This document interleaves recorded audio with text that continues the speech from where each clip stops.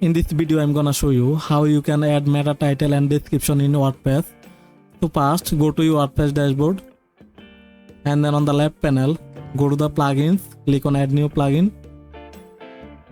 Now on the search bar, here search for Yoast SEO, and then install the plugin. Click on install now. Activate. So we have successfully installed and activate our Yoast plugin. Now go to your post or page.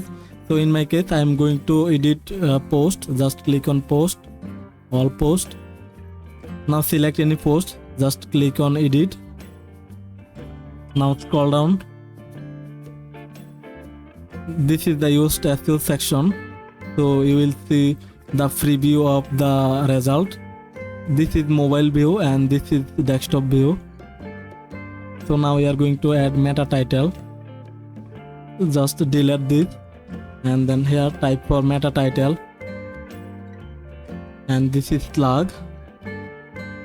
Meta description, write a meta description. You can use AI or you can type manually. So after that, on the top right corner, click on save, and there you go. So that's how you can add meta title and meta description in your WordPress post or page. Hope that this video helped you out. Thanks for watching.